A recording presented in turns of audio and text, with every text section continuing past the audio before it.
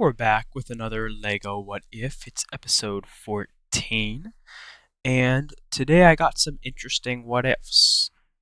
One I actually talked about on the channel before, but I deleted the video because I didn't make it very good. Um, and that'll be the third one. I'll say it last. But the first what if is actually to do with the Pokemon sets. And I know this might not be the right move, but I think it would be cool if Pokemon did like if they kept making sets here's the thing. I don't know if they're gonna do just buildable Pokemon or if they're gonna make smaller molds of them that are bigger compared to like a minifigure. Like if they make an Ash minifigure and then make like mold for a Pokemon, I'd rather them do that than just making really big brick ones and just having sets with the minifigures. Um, because you kind of want them to fight. You don't want to have like a small minifigure Ash and then a super huge Pokemon or Pikachu that's 30 times the size of him. You want a Pikachu that's smaller than the Ash. You want a mold for it. So if they actually did this, that's not the what if. But the what if is if they actually made them where like some of the sets have a possibility of being a shiny.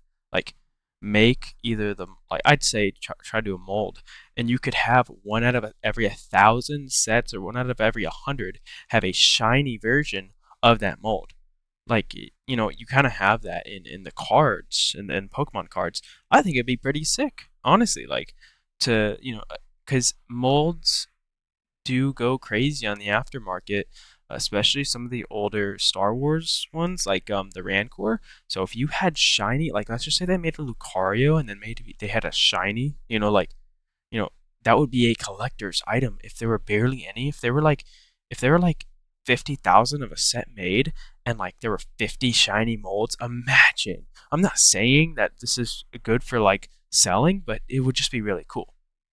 And then, well, yeah, I mean, if that happened, it'd be pretty sick. The next what if isn't going to happen. I'm gonna be honest. It's kind of like Death Note, but I think it's even less likely than Death Note. Like I think they could make an anime CMF and maybe have some Death Note figs. But this is crazy. This one's and this it's not even relevant anymore. But Walking Dead Lego sets. What if they made them? First of all, I don't think I'd want them to do like the farm or something. I think I'd want them to do something in the city because I don't know, it's just personal preference, but they wouldn't do it because it's rated R and it's not that popular anymore. But Mega Constructs never did it. This goes for them too, but just a Lego video. But yeah, if they made Walking Dead sets, that'd be pretty cool. And the new zombies, um, but they they wouldn't do it. Like I just don't. I mean, it's not even about the guns. It's just they just wouldn't do it. But it'd be cool if they did it. I'd buy them. But yeah. And then my last Lego what if actually is for Stranger Things. What if they made a Stranger Things junkyard set?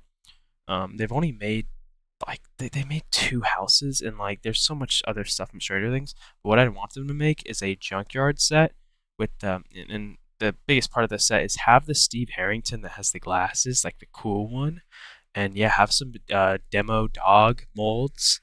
With the bus and the little junkyard scene, maybe make it $80, $100, be 70.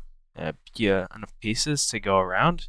Add Max and Lucas and Dustin, and I think they were the only ones there. But yeah, I mean, this would be cool. I'd definitely buy this one. I didn't buy the Vecna Treehouse because season 5 was and I actually made a video about this about Netflix's fumbles. Yeah, Stranger Things season 5 was the biggest fumble of all time. I don't even know. But hey, I don't want to buy Vecna's house or whatever the Creel House Lego set because even though it's cool, I don't know. I just don't like it that much. But yeah, that's Lego What If episode 14. Hope you guys enjoyed it. Have a good rest of your day.